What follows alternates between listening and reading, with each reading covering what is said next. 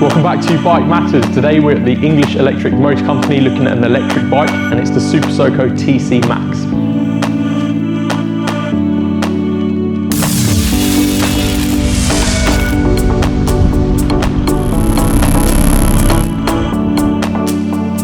Now, as you'd expect with an electric bike, the looks are going to be quite futuristic, but then I think it also looks quite sort of neo sports cafe racer style as well. So you've got the LED lights here, and you've got a beautiful decal from the English Electric Motor Company. Of course, this is their own decal, so they're not going to be providing this one for all of the bikes, and it is a bit of a one-off.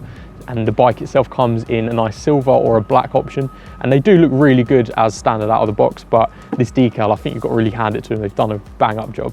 So the seat itself really adds to the look of the bike, in my opinion. It's a nice like plush leather looking one, and it's quite comfortable as well. And it's 770mm off the ground, so quite accessible in terms of sitting on the bike. Now, another thing as well is the weight of the bike. It's only 100 kilograms, so maneuvering this bike around and picking it up and just moving about of it, absolutely fine. No concerns there at all. So on the road, it's going to be a dream with all of that acceleration, little to no weight. Happy days. Now, the TC Max has a 72-volt lithium battery, and it's provided by Super Soco and ATL as a sort of joint partnership that they're working on the battery here. Now, if you're looking to charge it from 0 to full, it's about 7 or 8 hours. So if it's mostly an overnight thing, really. So if you're going to be looking at using the bike all day, coming back, and then plugging it in to get going the next morning, it's going to be ready for you after a good 7-8 hours sleep. That's basically going to be recharging it. In terms of range on the TC Max, the most you're going to be able to get out of it is around 60 miles, but that is going to be in setting 1, which is sort of eco mode, if you will, and that's going to be at a max speed of around 30 miles per hour. So if you're looking at just getting the most mileage, you're going to be looking at setting 1 and driving it quite cautiously and slowly, really, in setting 1. But you can move it up to setting 2 or 3, and they're going to be a bit more advanced in terms of the power output, but it does reduce the range. So you can sort of balance it around as you go. You can switch it as you move around, that's no problem at all.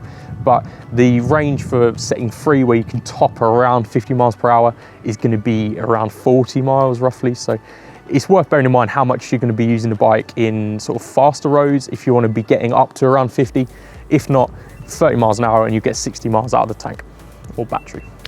With the dash on the TC Max, it's a bit of a dual dash here. So you've got nice LCD style on the right, which is going to tell you all of the modes and the current sort of range and stuff like that. And on the left is the speed as normal. So whereas you'd think most electric bikes are going to be quite futuristic and they're going to try a lot of things in terms of the electric components, this keeps it nice and simplistic and clear, and I really like that. The power button, nice and clear right here in the center, press it and off you go.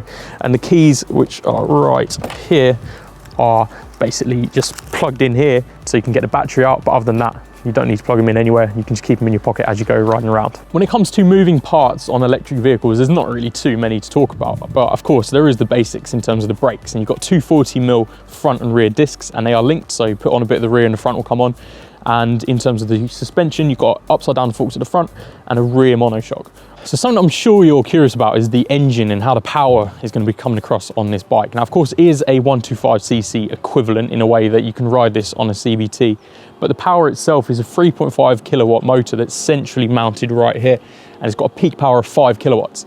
Now, don't be alarmed to think that that might be too little, because it produces 180 newton meters of torque, which is just unreal, really, for a bike of this size. Producing that much torque, incredible.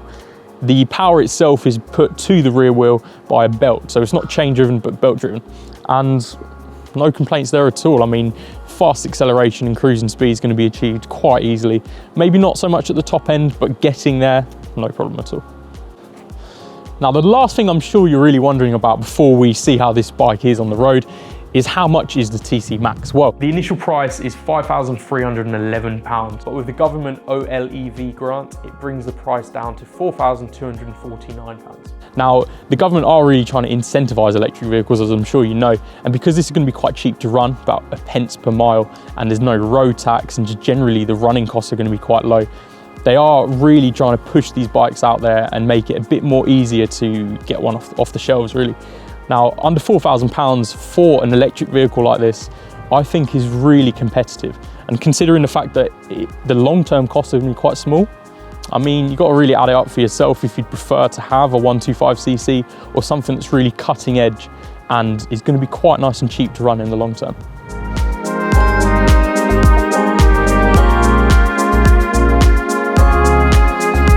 Right.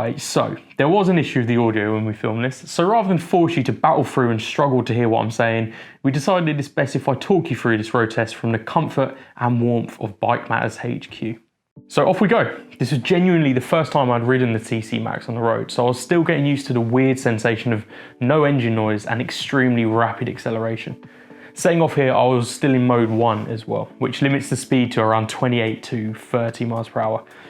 Now mode 1 was obviously not enough for me, and even though I was wanting to be cautious, I was immediately looking for the mode select to give me more power. There's no interruption as you enter mode 2 and then 3, and more power is supplied to the rear wheel instantly.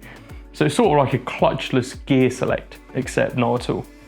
So it's a lovely little B road here as you come out of the English Electric Motor Company, and the throttle is immediately something I noticed, which has been really nice and responsive. It was strange getting used to having no revs, a single twist and go gear, and barely any noise, so I did have to constantly remind myself that I was on a motorcycle.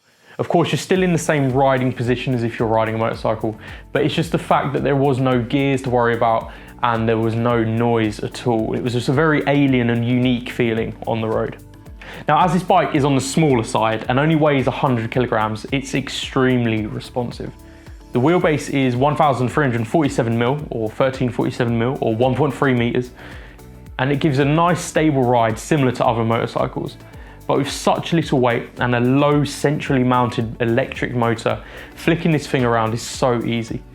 At this stage, there weren't many bumps on the road, but the upside down forks and rear monoshock were doing a really good job of keeping me nice and central and planted on the bike. It did feel nice and comfortable in the 770mm saddle, and considering I'm 6'4", that's quite good praise for a smaller bike. Now, coming into this little village here, I was slowing down to 30, of course, but I decided why not try mode 1 as a speed limiter, like a pit lane limiter if you will. Now that's not exactly what it's meant to be used for, but I did find it quite useful to make sure that I was not able to exceed the speed limit and I could just sit there with the throttle completely pinned and be cruising at 30. It's also at this point looking down that I noticed that the dominant numbers on the speedo, which are the white numbers on the outside, is actually in kilometers per hour. So mode 1 would be very useful for me in towns and cities. You still get the same acceleration up to 30 miles per hour, but it just won't exceed that speed, which is extremely handy. The TC Max has a maximum 60-mile range or thereabouts on a single charge, but full speed in mode 3 will be a lot less than that. So the range will be depending on how you ride the bike and sort of your weight and the road conditions and everything that really normally depends for the range on a motorcycle. Now this is a first impressions review of the TC Max, so don't forget that I'd love to have spent more time on this bike, but Alec at the English Electric Motor Company would want it back eventually. A huge thank you does go to Alec as well, so drop by and say hi if you're in South Norfolk or the sort of Redgrave area to check out all of the electric bikes that he has in the showroom.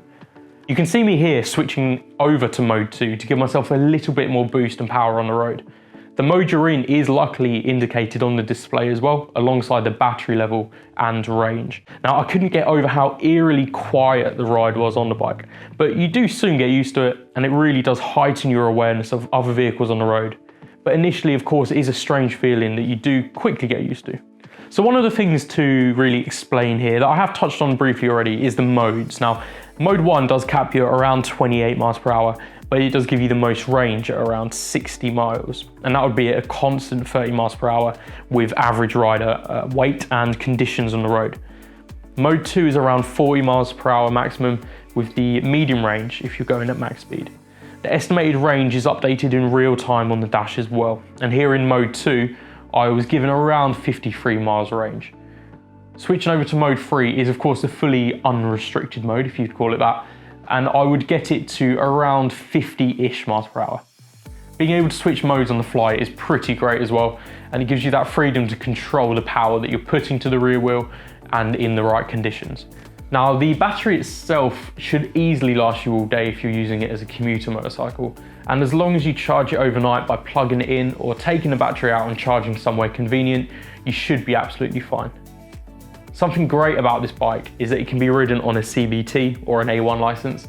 So not only do you get an economical bike perfect for commuting, it's also got that 180 Newton meters of torque, which is unheard of in the 125cc market, but it is really expected in the electric world nowadays. It's easy to ride, twist and go, and extremely lightweight, So it is really learner friendly in both aspects of the word.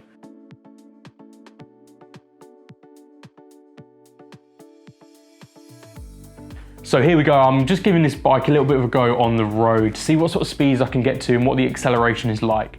So I get to 30, 40, and I'm really wondering what can I get to with me on? And bearing in mind I weigh quite a bit, and that's about 15 stone, which is around 90-ish kilograms.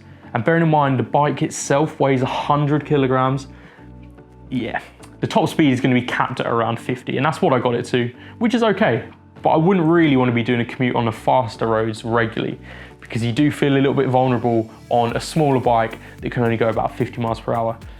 Giving it all I've got, you'd still want a little bit more there, but at the same time, you've really got to consider what you're purchasing this bike for, and the fact that this is an electric vehicle that's a 125cc equivalent.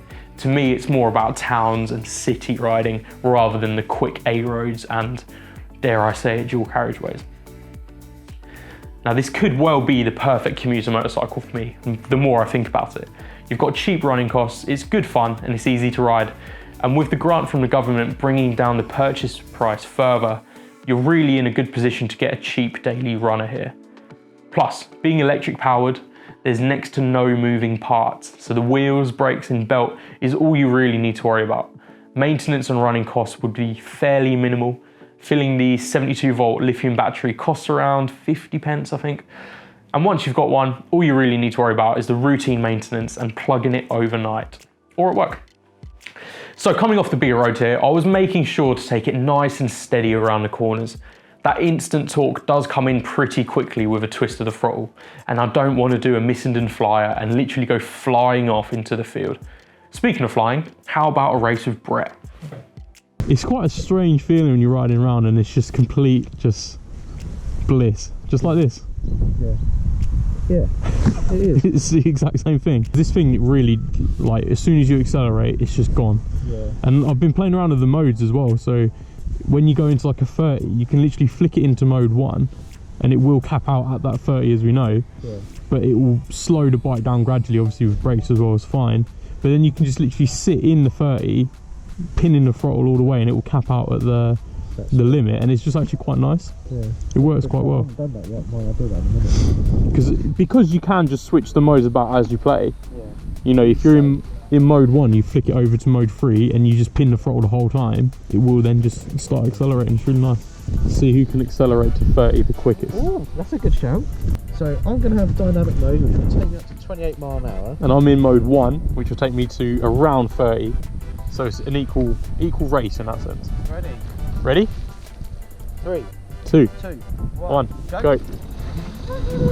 Ah! Oi, that's close, you know. How's my mode 1? Oh, I stopped accelerating.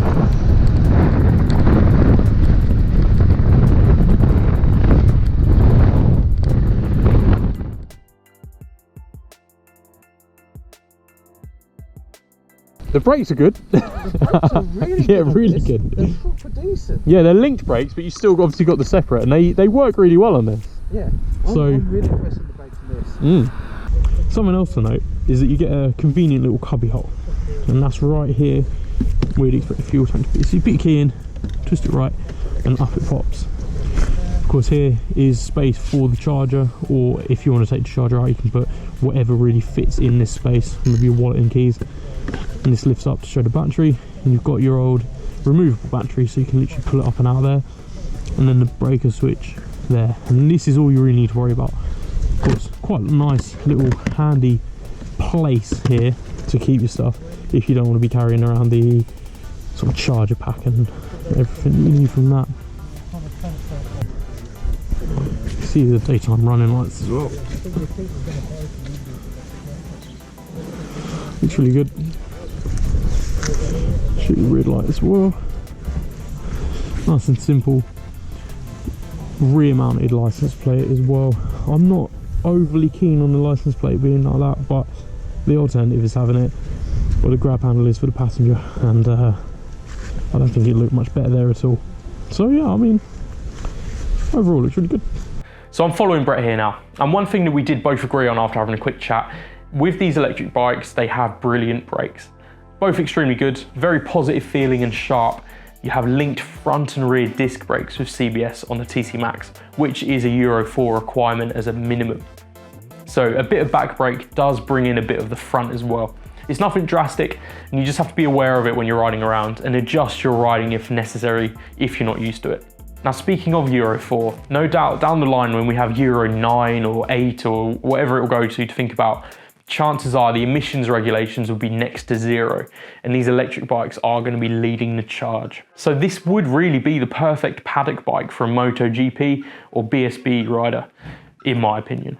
Electric and economical, so Lewis Hamilton will be happy that the races are staying eco-friendly, but also it's nippy, it has speed restrictors in place already, and it's easy to ride, of course, because it has both a low weight and it's twist and go. Plus it, of course, looks really good. I mean, aren't Ducati and Super Soco working together already? Anyway, so the TC Max has 17-inch wheels, so you can really build up speed nicely, and as I say, it already feels nimble on the road, but it does feel nice and stable because of those wheels as well. So weaving about is good fun if you enjoy that, or at least you can see I was having a good time anyway. But whilst I'm weaving about, a huge thank you does go to Lexham Insurance for powering BikeMatters. They are electric bike specialists, so if you have an electric bike like a Super Soco or a Neo NGT that Brett is riding, give Lexham a try for a competitive quote. If you do give them a call, let them know that us here at BikeMatters have sent you over to them as well. That way they know that we're helping them out and they're helping us out. But yeah, a massive thank you to Lexham Insurance for powering BikeMatters. So to me, it's towns and cities where this TC Max is really going to be doing well. Especially a place like London, where the congestion charge and ULEZ, or the emissions charge, will come in. With this bike having zero emissions and you're in London, this bike will surely be high up on your list. With charging points all over the place in the city, and not many roads that will see you needing to be riding at anything more than 50 miles an hour that often, this could be the perfect choice. Not only is it cheap to run, you'll get away without paying those emissions charges, as it's nice and eco-friendly.